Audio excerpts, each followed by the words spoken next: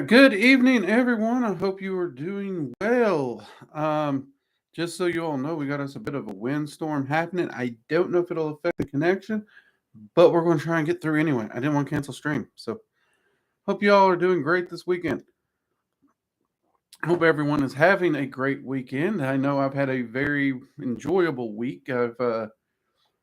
I guess you could say I took kind of a half vacation where I was trying to spend as little time in the office and actually spend some time and enjoy family and the like, which has been nice. But it's been nice. Beyond that, I've also been, trying to prep and get ready for starting some filming for some courses, as well as looking at things that we are wanting to do workshop wise over at the Working Dragon Mystic School. So for those of you who've been wondering if we're going to be doing workshops at the school again, yes, we actually have a couple ideals already. I think Jade is probably going to beat me to it first. I have to finish out the rune workshop that is currently a supporter only workshop. It's too big to do in the traditional workshop manner that we do at the school. However, that said, we are going to start doing all the workshops. Like if it shows up at the school, I want everyone to know if there's a workshop at the school, unless there's something weird about it that I'm not predicting. So extremulating circumstances. Any school workshop will also be posted in the supporter community. So if you are a supporter over at the locals community, specifically at the locals community, that's important to remember. You will also gain access to that workshop as part of your supporter community perks, so long as we're able to do that. And I think we'll be able to do that just fine. I'm working on a long-term solution. And even if you can't make it when it is live, of course, just like, when you purchase the workshop at the school, there'll be a 2-week period where you can, or a week to 2 weeks, something like that, where you can watch the replay. The replays will still be at the supporter area as well for supporters. So if you can't make it, also great thing there. Just another little perk to helping keep this sharing of information, community, whatever we actually are going. So yeah. Also, I am looking to start filming on the Norse course very, very soon. I think we've worked out all the bugs that I foresee. I wanted to already be filming. I'll be honest with you. It's almost March. I truly wanted to already be filming, but it didn't happen. So we roll with the punches and we keep moving. All right. And before I forget, any questions that are getting missed or anything, if it's really important, you are free to use Super Chat so it flashes up on the screen. Whether you have a question or not, any Super Chat of $5 or more enters you into spell working that I do on Monday for prosperity, well-being, and health. There you go. That's the thing. And do check us out over on Locals. I know I just mentioned it, but specifically go over to workingdragonmystic.com, click on the Working Dragon Mystic Layer Locals community. Check us out over there. A lot of supporter on the content. Okay, I think we got that out of the way. Now let's see what we got. Some people in here already to say hi to. Oh, and do give us a thumbs up. Let YouTube know you like the work we're doing. It helps us with that pesky algorithm, which is getting harder and harder to fight. Blue Star, good to see you. Immortal, good to see you. Angela, welcome. Small, good to see you. Not to spend the week with partner visiting. That's nice. Jade, glad you could make it.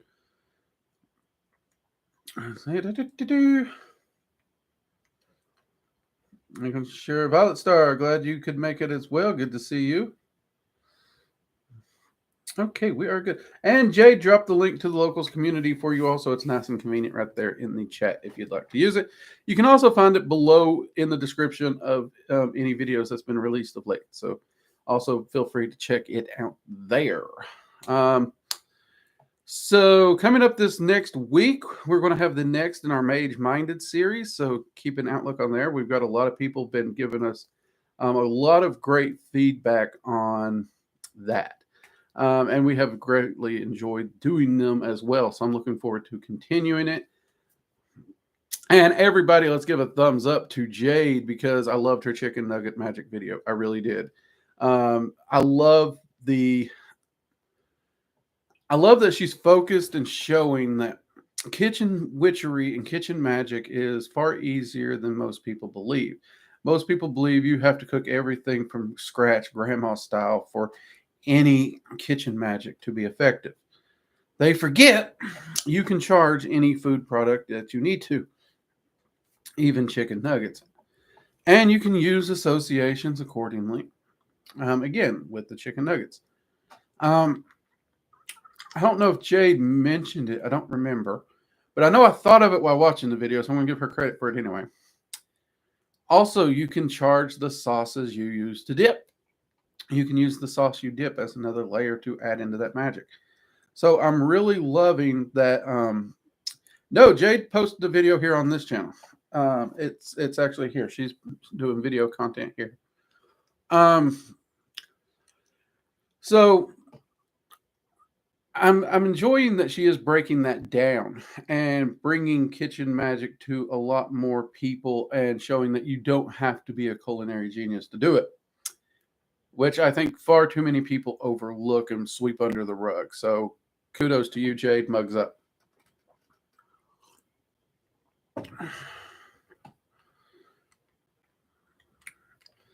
Small. There is a long list of different entities that may possibly use crows as messengers. When crows are showing up, is it necessarily a message from an entity? Not always. In fact, there are some aspects where it's never attached to an entity. It'd be in shamanism, crows may show up to teach a lesson or to be an observation. Look into a book called Animal Speak on that. As to which one specifically,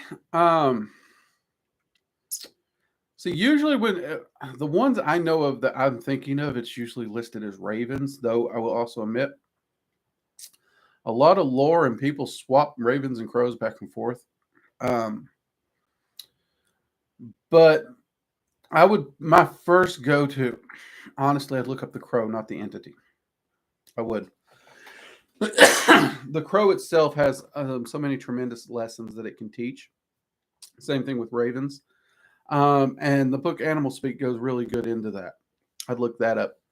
I'm wanting to try and think. I know part of me wants to say the Morgan, but I'm pretty sure she's tied to ravens, not crows. So the fact that it's specifically crows is throwing me off a little more. Because I'll admit I have more knowledge in the area of ravens because I work a lot with ravens. I'd have to double check that, Small. My apologies. I'll have to get back with you.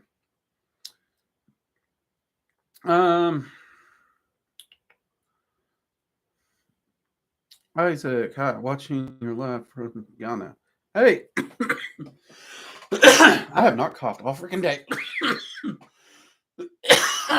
Of course, I've not been talking much today either. My apologies, people.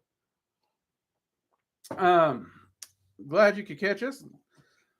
And hope you were doing well there, Isaac. Thank you. Mugs up to you, mate.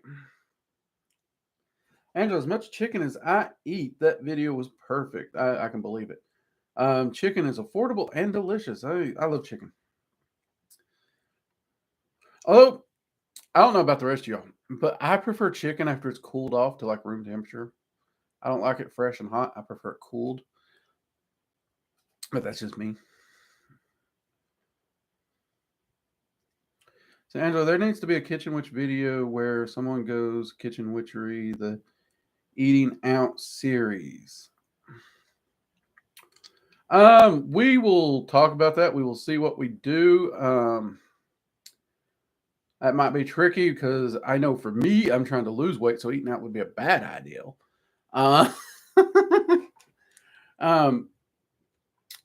Unless you all want to see how to eat out carnivore, which that sounds pretty freaking boring. And it sounds, well, honestly, most of what I would be eating is beef, so do the same lesson over and over, really. But that is a great idea, Angela. I agree. We may actually have to look into doing something like that in some way. Thomas, good evening. Did you have a good birthday? Yes, I did. As far as birthdays go, for me and my perspective, I had a wonderful birthday. I do not do a lot for my birthdays. I like to be left alone. I like to relax. And that's exactly what I did. um, yeah, definitely look up the book Animals Speak. I love that book when it comes to understanding the meanings of animals, the lessons they can teach, and ways to work with them. Um, but also, got to be careful of putting too much information because, like, I knew a guy that he was seeing a lot of crows, could not figure out why he's seeing crows, crows. And like he started doing research on the internet. And we all know the internet's always right and always true, right? Well, it wasn't. It led him down a little spin out mentally. And come to find out, the reason he had so many crows was both him and the neighbors were, well, they were leaving their trash cans to the point where it was attracting crows. So it wasn't no Alfred Hitchcock, the birds incident, which he was spiraling into. No, it was just he needed to put a lid on his trash can, and so did his neighbor. So we got to be careful when we're seeing things. Another thing is humans are designed to see patterns or where patterns break, both. And this is kind of the same thing I have an issue with when it comes to numerology and sacred numbers. Like you will see people who constantly start seeing the same times, the same numbers, or whatnot, and their brain is noticing a pattern. Okay, their brain is noticing a pattern. And because it's noticing the pattern, they're noticing these repeating numbers. 9 times out of 10, I would bet there is absolutely nothing to the pattern. There's no meaning behind it unless you assign the meaning to it. But you're noticing the pattern because your brain is trained to see the pattern. It's part of our survival evolution and how we would hunt. That's literally how camouflage and hunting works. You're following a pattern. You're looking for a break, something unusual that isn't in that pattern. It's also a defense mechanism. If something's stalking you, you want to be able to see the break in that pattern. Same concepts. So, but yeah, definitely look into that book, Small. I enjoy that book. I love it. It's one of the few books that I do keep reaching for after all these years.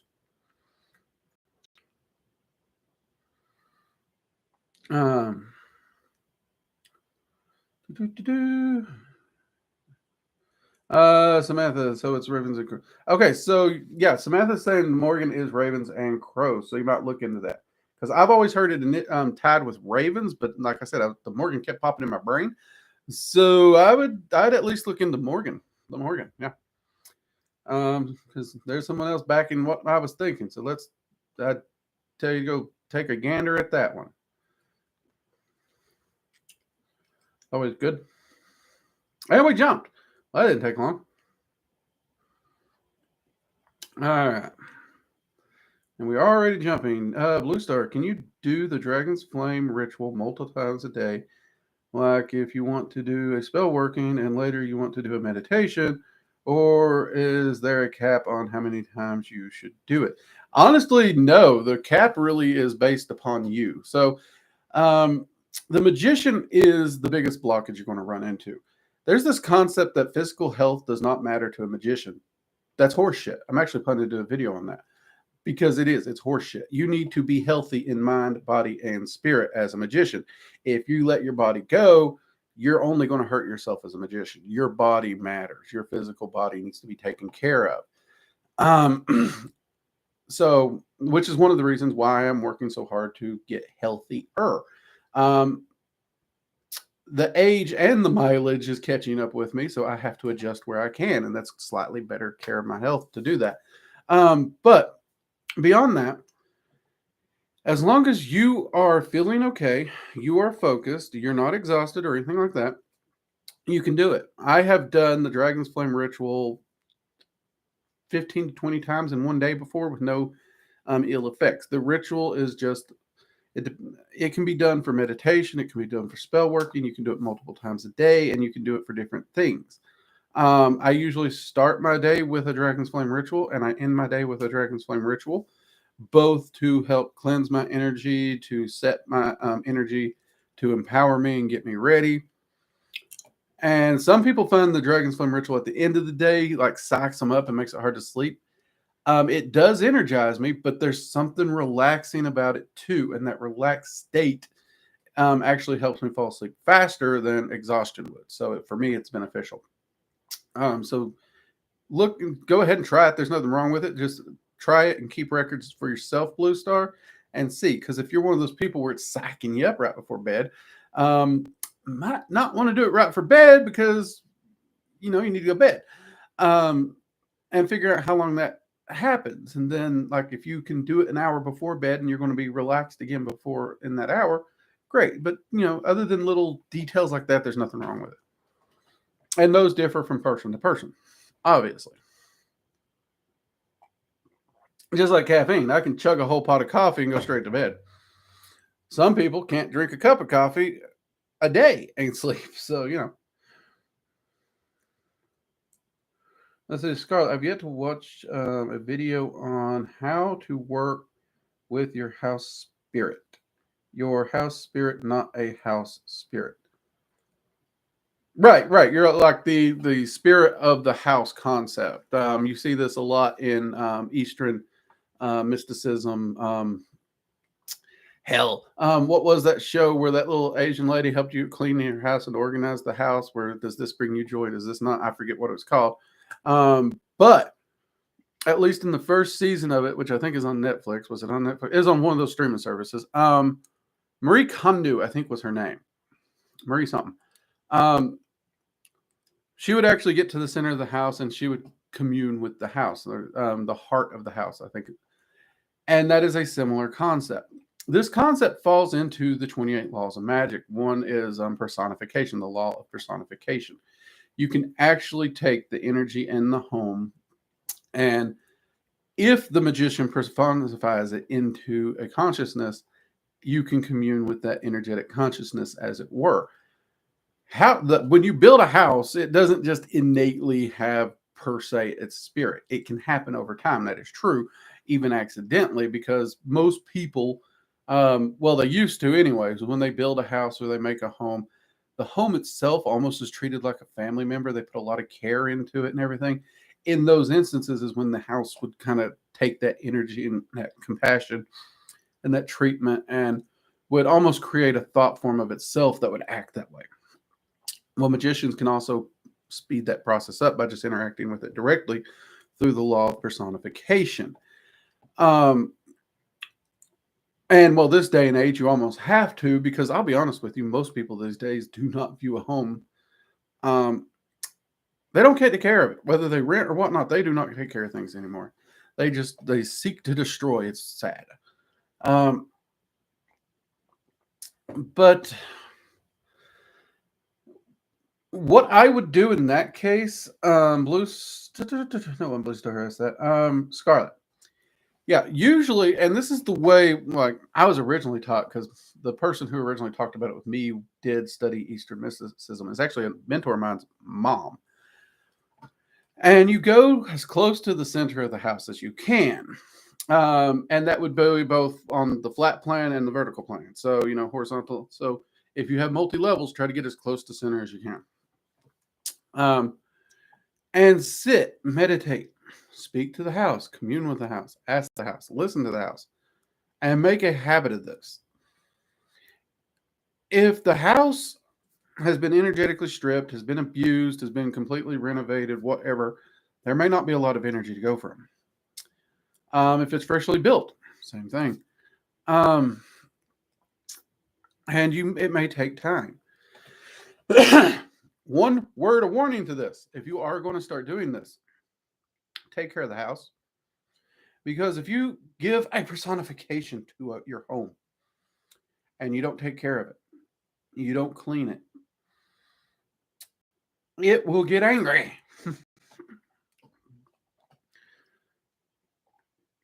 So if you're lazy, if you don't do your house chores, you don't take care of your home, you don't clean, you don't do the maintenance that you should be doing, I wouldn't do it. I would stay the hell away from it. But if you plan to love the home, take care of the home, clean the home, keep it well, whether you're renting or owning, I'd do it.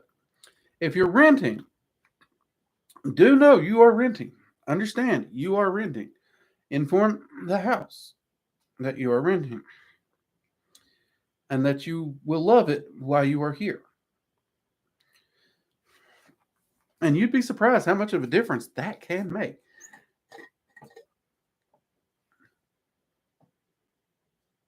It can make amazing differences in the home.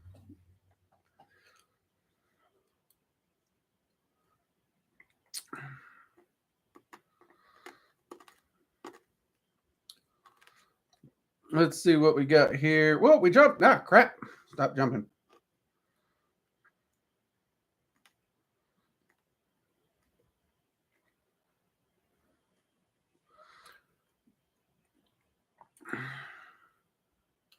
Let's see, Thomas, is this in line with what they do?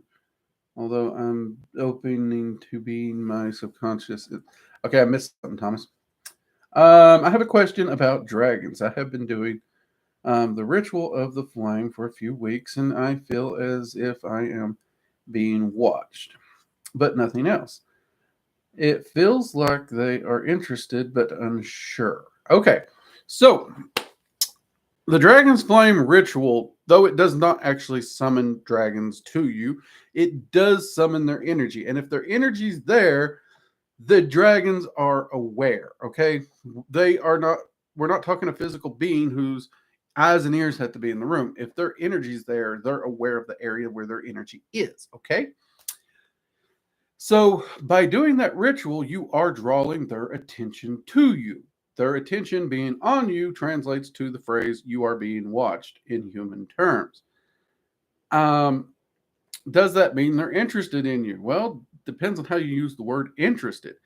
By and large, dragons don't usually seem to go around picking people. They don't like, I want that human, I want that human, I want that human. They actually wait to see what we do because, honestly and truly, humans have shown them to be quite unreliable, lazy, and many other things. So they wait to see what we do. You're actually beginning to do a Dragon's Flame ritual. So, yeah, that's going to draw their attention. The whole point of that ritual. You're telling them, you're calling to them and their energy, bringing that energy there. So if you're bringing it there, whether it's a dragon or any other entity, say the hailing ritual, it would make sense that you feel that presence because that's kind of the concept. Is it evocation? No, it's not evocation. This is just raising up energy, but energy tied to an entity that can be used to perceive. So it would make sense with any entity that would be a possible thing because that energy carries with it their presence, even though they're not there, like in the term we would use evocation. That presence is there, and if you can feel that presence, you are instinctively going to feel watched. So that makes sense.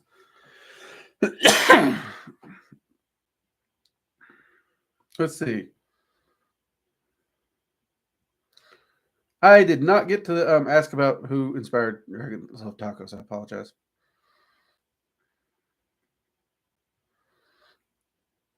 It has been one of those weeks where I didn't, well, I guess I could have done it. Truth be told,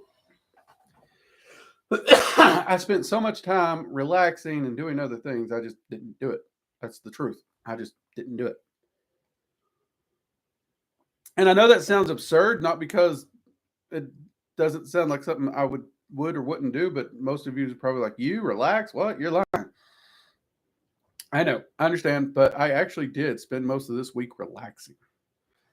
I was kind of proud of myself. Let's see. Let's see, Vicky, can you talk to our four rulers at once during the Dragon's Flame ritual? Yep. Okay, so again, let me be clear that when you do the Dragon's Flame ritual, they don't just come in. It's like not the four rulers aren't there, but the four rulers' energy is there. Thus, if you speak out loud to the room, that energy will carry that phrase out to them. It's not a replacement for deeper workings, but yes, you can. And in fact, there's often times where that's what I do. I even have a hailing ritual that I do to do the same thing. So you all know that a hailing ritual is, like for Odin, it's the one I usually use is Hail Odin, Allfather, Wise One, King of the Azir, Lord of Valhalla, that. So I have wrote an all-encompassing hailing ritual that I use to help catch all the entities I work with in a single, quick, and easy hailing ritual that I can do when I ain't got time to do anything else, or if I'm just wanting to seek advice from everything that I work with at once. And that's an easy way that I like to do that. But I still don't use it as a full replacement for the Dragon's Flame ritual, but having that little ritual comes in handy. And I like using it, like I'm going to be using the hell out of it coming up, because as I go to record the Norse Magic video, I also am going to be diving in there, and I'm probably going to be doing more Norse magic and less dragon magic during the filming, just so that I can really dive deep into that current and stay there while filming the course. I prefer to do that with my work. So I'll probably be using that a lot to make sure I'm staying in that Norse current, but still giving credit where credit is due through the other entities I've worked with in the past. Also, give us a thumbs up. Remember that, people. We got 21 people here, only 12 likes. Give us some thumbs up. Helps us out. But yes, you can talk to them all. You don't have to pick one. You can talk to any of them. And they will hear it. It's like I said, it is harder to hear them back because, but it's also a good practice in my mind, because since that distance is there, if you sit down, shut up, and listen, then it actually helps you perceive better, if that makes sense.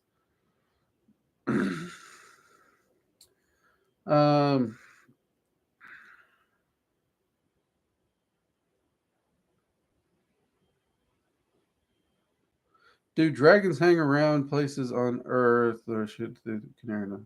So, not physically. Let me make that very clear again, because there's a lot of people who want to claim that, but not physically. But yes, dragons have been known to hang around in certain places. Most of them are the smaller ones, for sure, and you could interact with them, but you might look a little crazy, because a lot of the places they pick are weirdly public. And they may or may not interact with you. They may actually full on ignore you, as is traditionally the dragon's habits. Even me, as much as I've worked with them for years and years and years, like there's a waterfront area not far from where I live, and I have seen many dragons swimming off the coast there and having a good time, and they'll completely freaking ignore me because they don't know me from any other meat sack walking around the pier.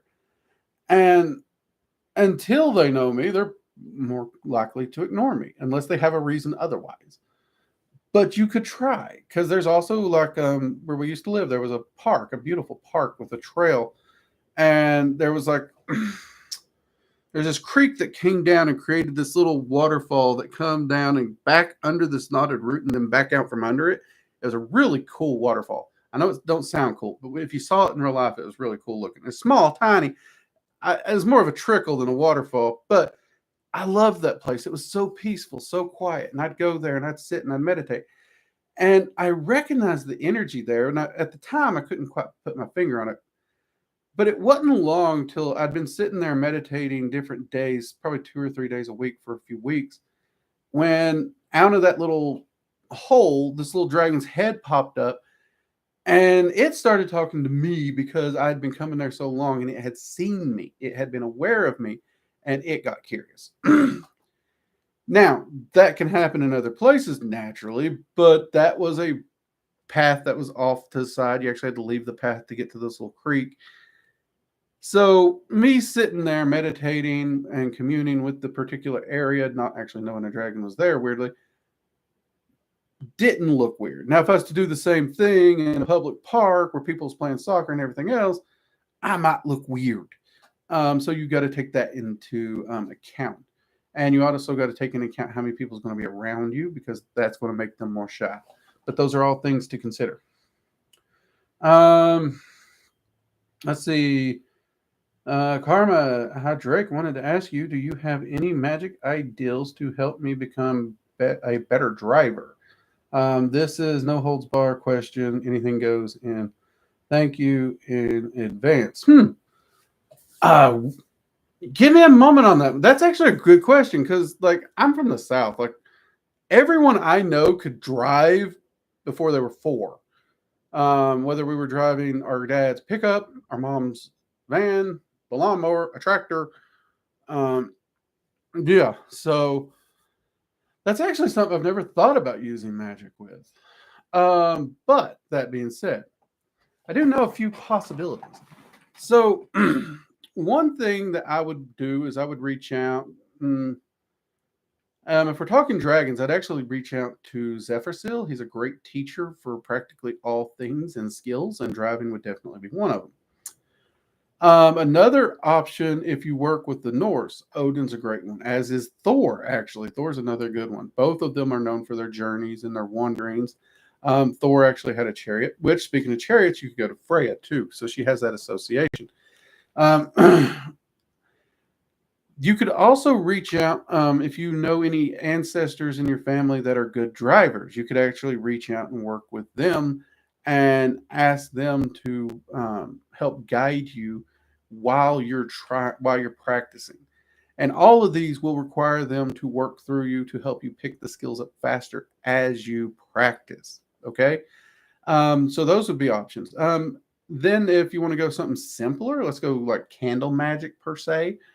You could grab a candle that pick a color that to you represents a mechanical skill. Okay. So for me, it'd probably be yellow or orange or more mechanical skill colors for me. Even red. Red's a good mechanical skill color for me. That's not true for everyone. So I would specifically say to you what color to you makes you think of a mechanical skill. And right on that, I can drive, or I am a good driver. A statement. Write it as a fact, write it as a present, and when you're holding that candle, focus, charge it. You can do a Dragon's Flame ritual even to raise extra energy to pump into it. But focus on you being that good driver while you're doing it. You are a good driver. You're not going to be, you are. Okay? Focus it on that the whole time.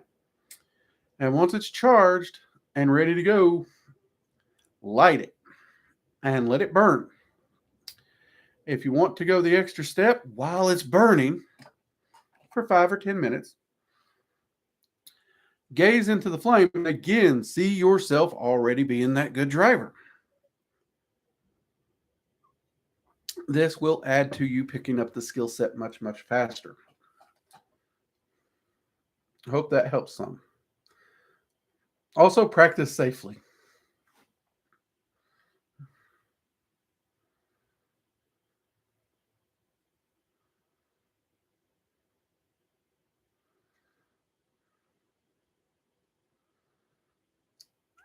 Let's see. Ever feel compelled to work with Samuel in respect to sort of I've worked with Samuel in the past. I've never felt compelled to work with him.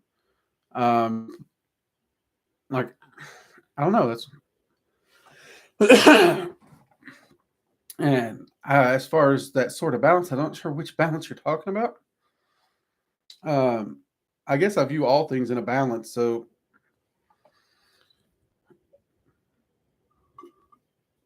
but I don't see Samuel as an out of balance either. So, I mean, I've never thought of weirdly when I work with balance, I'm usually working with the dragons, and I'm always thinking of the dragons when I'm thinking of working a balance in all aspects of my life.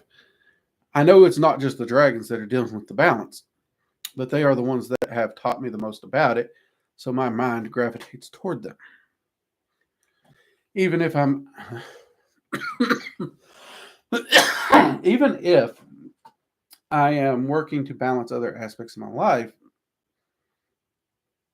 my brain is thinking of the lessons they taught me. So can't say I have.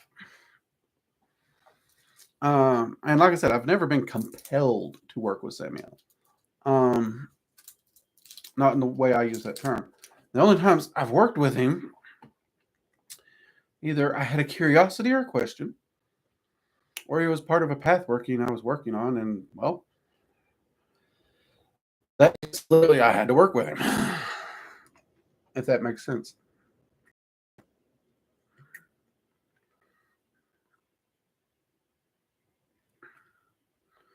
See, Vicky, I have a question about what of you want to call off working with drag. Hold on. What is that? What if you want to call off working with dragons? Is that an option? What can be as simple as I'm no longer interested, or are there consequences? I don't plan to. Just hypothetical. Um. Well, it really entirely depends on the situation. Like if you step away respectfully, they're going to understand that. They understand things change, people move on. You have free will. They understand that. Now, if you step away mid working while you've got them doing some heavy load hauling task and you just leave them to do the work and walk off and stop working with them altogether, could they be a little resentful that you put them to all this work and then just walked off and left them holding the bag? Yeah, they could. Um, and that's one thing you got to remember. As wise as dragons are, they are still primal entities. They are known to be able to get a little pissy and angry and grumpy. In those cases, how would they retaliate if they retaliate? Well, it depends on the specific dragon. Not all dragons retaliate the same. Some may not even retaliate. Now, however, if you keep walking away from them, even if it's respectfully, they may stop paying attention to you at all. There may be no going back if you keep doing it over and over, because they're going to stop wasting their time with someone who honestly continues to waste their time. Because dragons are looking for that true friendship, that true relationship that comes with a genuine long term commitment. So they understand and respect your free will, but they have their free will to not give a damn in the end as well.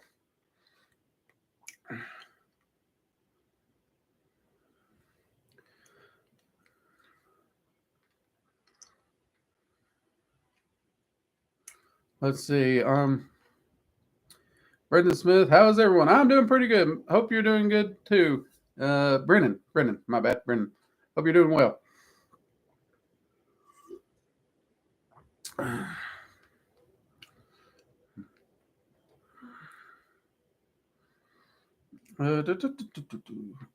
Thank you for the answer. No problem. No problem. No problem. I mean, the times I've worked with Samuel, I enjoyed it. I really did. I can't say I've ever had so I worked with him when I went through the cliff off. So I enjoyed working with him, but the experience of going through the cliff off was not pleasant. So for my brain, when I think of him, it was not unpleasant. However, the path working and the experience and everything that he helped me through, very unpleasant, if that makes sense.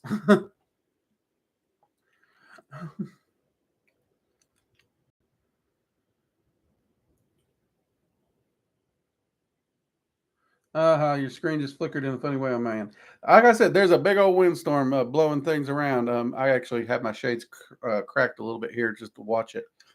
I'm pretty sure I saw somebody's dog having trouble walking against the wind. It looked like the wind was threatening to blow the dog over.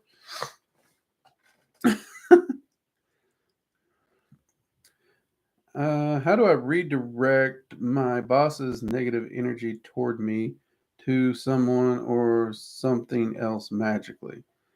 Well, that depends. I mean, technically speaking, all you would need to do is do a shield to prevent it from getting to you. As far as redirecting it, um, directing it to a person gets a little harder and a little trickier. But directing it to something magical, what you would need is something to collect it. If, let's say, for example, you created a talisman out of something that you could carry on your person, whether it's a crystal, a stone, um, a ring, something that's used for nothing else. You could actually use that ring to harness that energy. And if you enchant the ring and focus on it in a ritual where you set the ring to collect the negative energy from that specific person that is sent your way to transmute it into, say, prosperity or luck for you. That would be the easiest way to do it.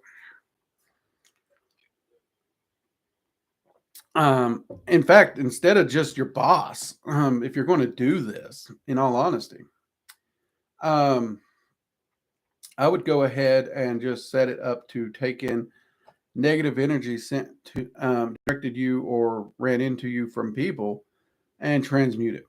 That way, it's specifically, when people send in that negative energy and it's getting past your shields for whatever reason, it helps to buffer and collect and transmute into a prosperity kind of concept. Now, an item like this is never going to have a 100% conversion. So you still should be shielding. That way your shields are going to hit and deal with the bulk of it. And only the little bits that make it through the cracks is the item having to deal with.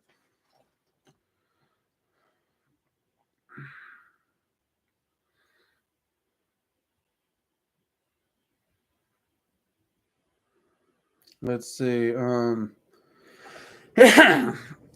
Is there a dragon who has a specialty that we wouldn't think of? I've seen some weird specialties out there. I really have. So, I mean, that's a hard one for me.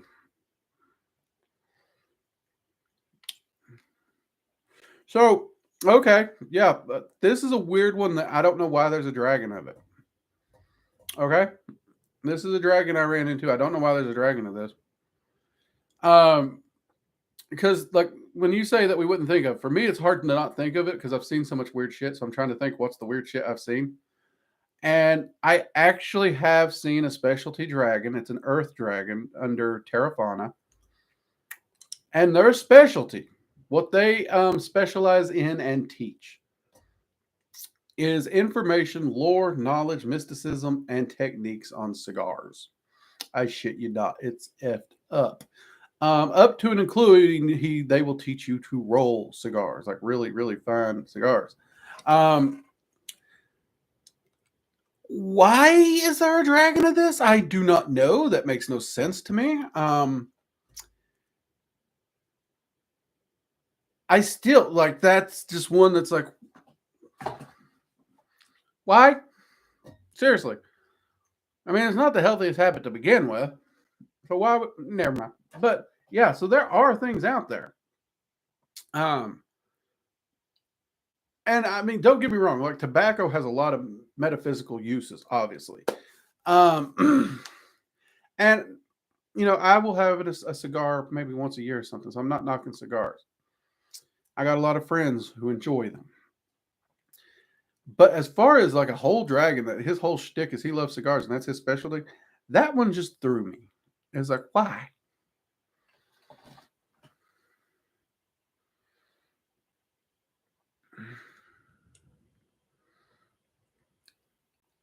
Let's see.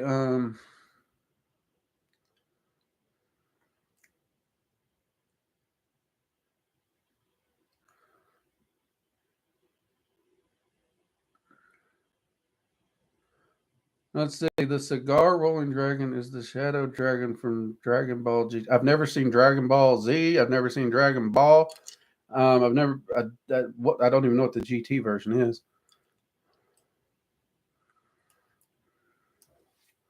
So I'm not sure what you're talking about there. I'll just have to take your word on that one, mate.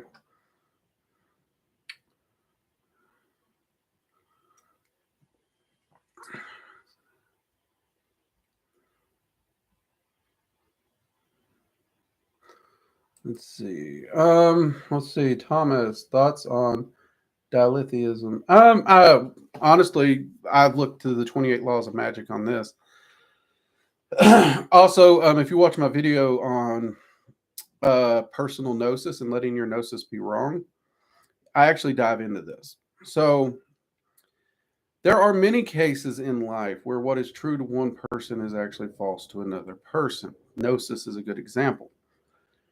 And in magic, especially, we have no grounds or foundation to hammer it in as absolute truth.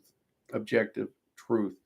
In most things, if not all things in magic, everything is subjective to the individual. And because of that, you can have a truth and a false at the same time.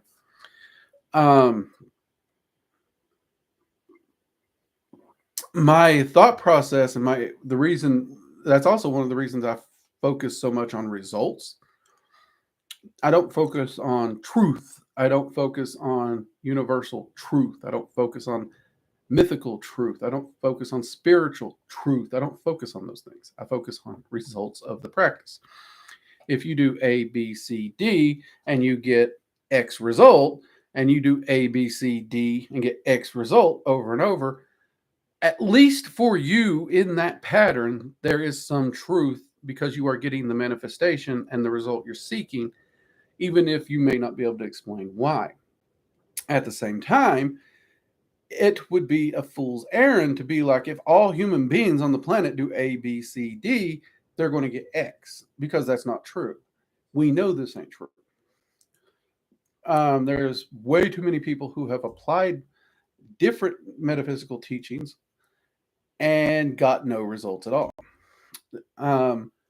So for all those individuals, A, B, C, D equals X is false. And that's one of the big pitfalls a lot of people do fall into, is they are seeking an absolute truth, and they are blind to the aspect that truth is not subjective, and their truth is a subjective truth. And that does mean that since it's subjective, that it's only from their perspective. Other people may not agree with them, and they have to be okay with that.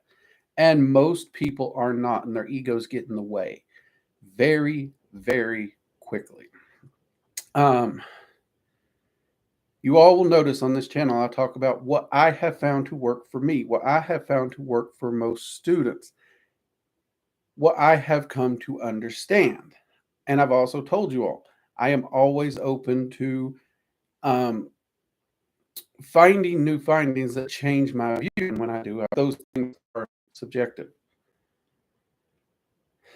And that is, I think that's why the 28 laws of magic do work well, is because they remind the mage that there are things that are subjective, that magic itself is subjective. You all have heard me talk about correspondence tables, and don't waste your money on them, because a correspondence table is a table created by people who came to a common cause, a common viewpoint, and put it on paper.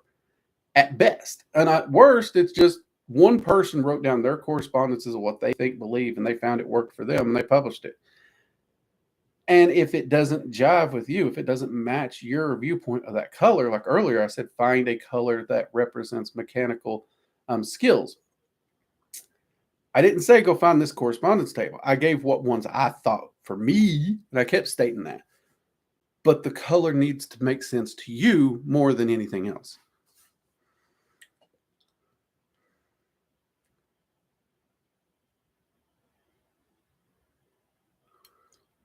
I hope that makes some sense there.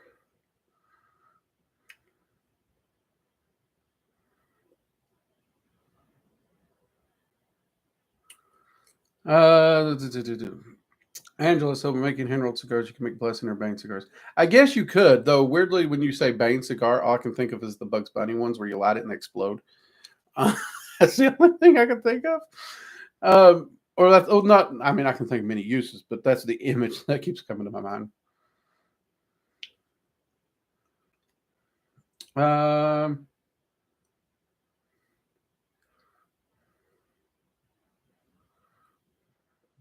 So I hope that answers your question somewhat, Thomas.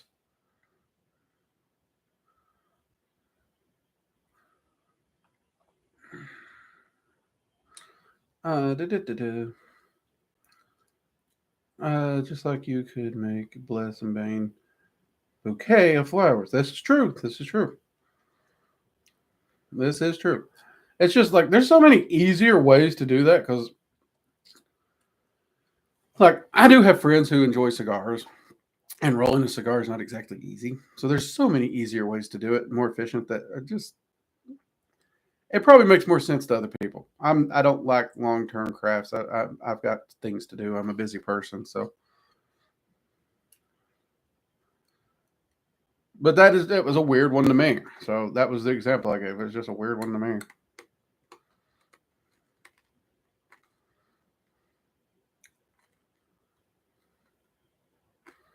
Do dragons like stories about them, even if they're not accurate to their nature? In all honesty, most stories about dragons do not view them to be about them. They view them to be a fictional character that is named after them at best. And dragons understand literature, they understand art, they understand free speech, they understand creativity. So they actually do not mind them. For the So yeah, a human's artistic take on a flying lizard breathing fire has no actual bearing on a real dragon. They don't care. They view and judge individuals and themselves by actions. They did not take the actions of a fictional character.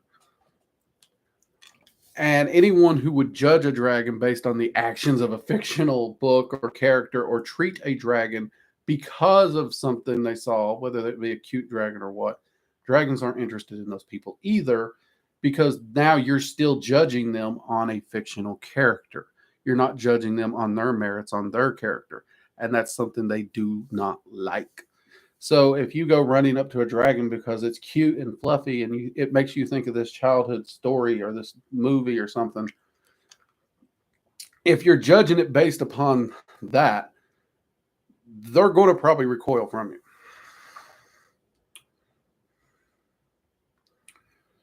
So, no, they don't care about the art. They care more about what you do with it. And if you pass judgment on an individual because of a fictional thing, they're not too big on it.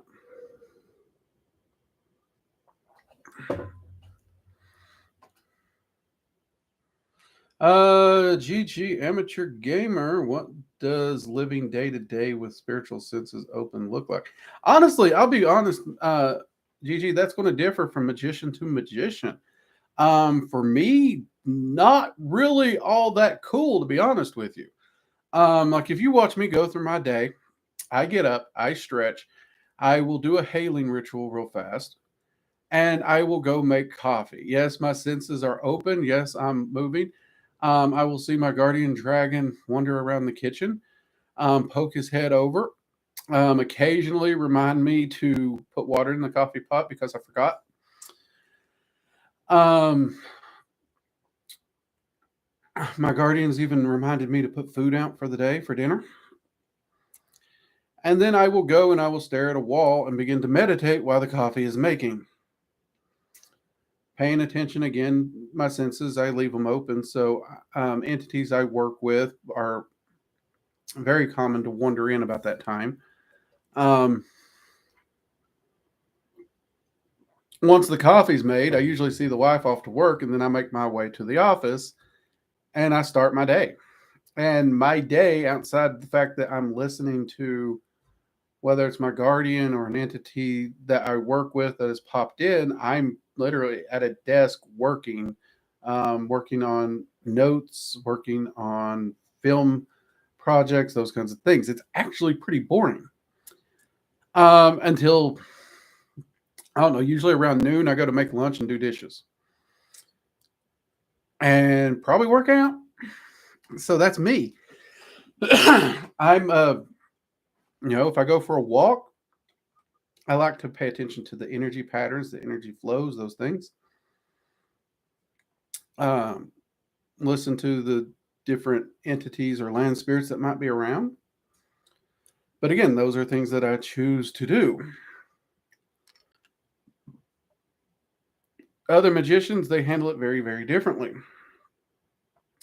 One of my mentors, she literally wakes up and spends her morning in a 3-hour ritual series where she's communing with different entities, making offerings, giving prayers, doing a lot of evocation work before breakfast and coffee. I couldn't do that. Well, I could, but I ain't going to. I don't want to. And then she gets up and goes makes breakfast and coffee. And because she does this, she also has to get up earlier because she has to get up and get her daughter ready. So, you know, it depends on the practitioner. Each practitioner's practice is as unique and individual as the practitioner. So, even amongst Dragon Magic, like everyone here who's taken the Dragon Magic 101 and 102 courses, those courses give you a framework to working with dragons. However, that framework and how you utilize it, how you apply it to your individual life is as unique as the magician. There are some people in here who they spend more time working with their guardians and co-magicians, doing homework and whatnot than anything else. Is there anything wrong with that? No.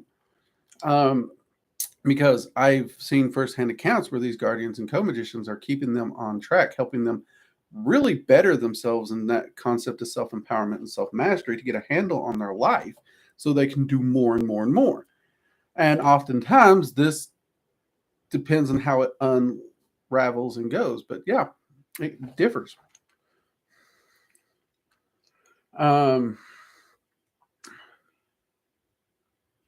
Let's see, Angel, that'd be a great visualization for candle magic or cigar magic. You want to blow up an energy cord or something. That would be an interesting concept. It would. Now, I've done cigar magic because I had a friend of mine who was tinkering with it, and he asked me to test it. And you can charge cigars much way you can charge other things. So, if you are a cigar smoker, or you would enjoy the occasional cigar, you can charge it and use it much in similar ways as like candle magic or kitchen witchery, so that the spell effect takes place as you smoke the cigar. The big one my friend was using it for specifically was meditation work. And how did he phrase it? Oh, hell, I can't remember how to phrase it. Anyways, he used it to listen, to receive, to open up and listen. Because he found the only time he could sit still was during his afternoon cigar. He'd sit down and have a cigar. And since he went outside to smoke, that gave him about 30 to 40 minutes outside, quiet, on his porch. No kids, no wife, no family, no phones, none of that. Just his, a little peaceful moment. And by enchanting the cigar, he would light the cigar with his thoughts in mind, just like we would do any meditation. Really, is what he was doing. Um, and he would slowly sit and smoke. And I asked him, I was like, "Are you contemplating the question?" He said, "Some days I do, not all." But he did notice that whether he was contemplating the question or not, that he had asked when lighting, he found the insights, wisdoms, and problems that he couldn't figure out just unwound. And he saw the answers. And that became a part of his day. I would contest you could do the same thing with basic meditation, because I'm not a big fan of smoking in general, especially daily smoking. I don't judge, but I'm just not. Um, you could do it with a beverage because you could go out on the porch with your beverage, for example. But it is an interesting ideal and a concept.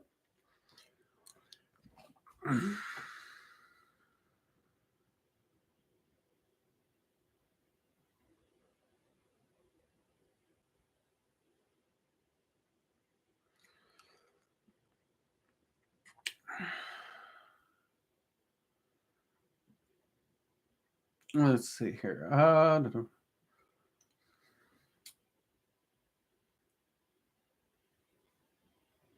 Let's see. Immortal dragons would destroy the physical world. What other entities would have a similar effect? Immortal. So you're asking if they manifested fully physically. Um, I'll be honest, mate. I'm sure they're out there. As to what they are, I'm not sure. Many, I would almost like. See, I think about entities like, let's say, Odin. We know the Jotuns have a very destructive tendency and they can destroy areas. I don't know that there's anything in the myth that points to them being able to have the same destructive impact of the dragons. Of course, the dragons are tied to their size, so that could be an aspect of it too. But I've always pondered and asked the question, why do we assume an entity like Odin or the Jotuns are limited to the scale and size that we think of in myth? What's to stop a Jotun from making itself large enough to cause that damage? And in truth, there's no real reason that we can think of, because we say over and over, these aren't physical entities. They can, so even though I don't have an answer specifically, Immortal, I would actually philosophically ponder down the road of what's to really stop another entity from doing it, even if energetically they don't have the exact same effect that a dragon does. If it's not a physical entity, if it's not limited per se, but it can manifest physically, if it can. If we're following that theory trail down, what's to stop Odin from manifesting physically and just stomping the earth like an ant? And in truth, we have no basis to say he can't. I don't see why he would, but so little things like that I do ponder occasionally.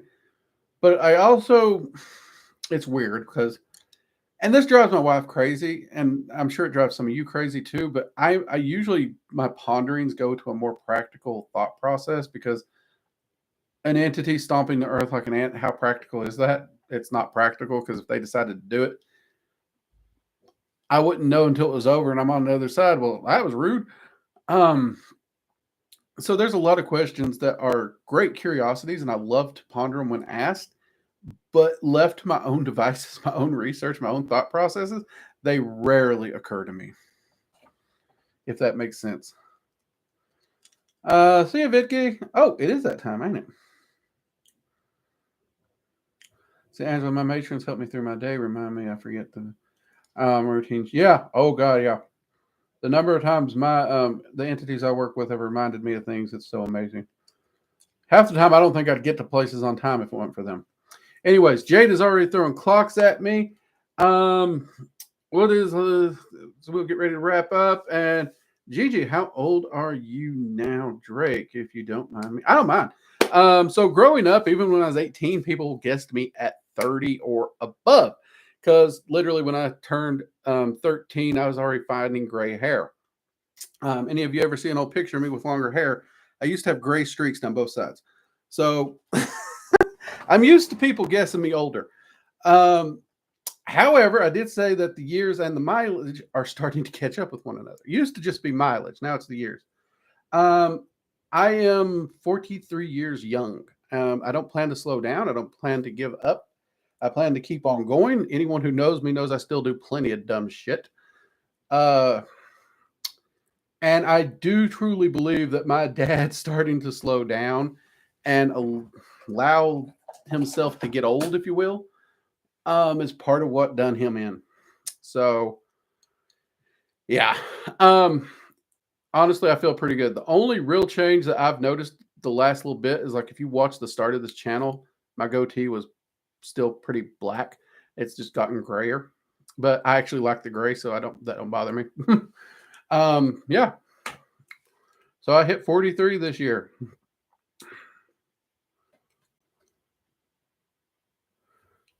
So gray hair isn't gray magic. It could be the magic. I don't know. I mean, it's weird because it turned gray so fast I didn't even notice it. It's like, what the heck? But I like it. It looks good. Like, I look back and see the older videos where it hasn't really turned very gray yet. It don't look right to me anymore. I like my gray. And actually, before I stopped shaving my head, I kept my gray in it too. I've always loved my gray hair. I don't know. I'm just that weird guy, I guess. All right, everybody. I got a meeting to get into. You all have a fantastic week. I will see you Tuesday for our Mage Minded series. It will be another live one. I know many people have been asking when the next one is, and you are enjoying that series. I'm having fun with it too. I'm looking forward to it. And I hope to see you all there Tuesday night live. Until next week, everyone, take care. Good night.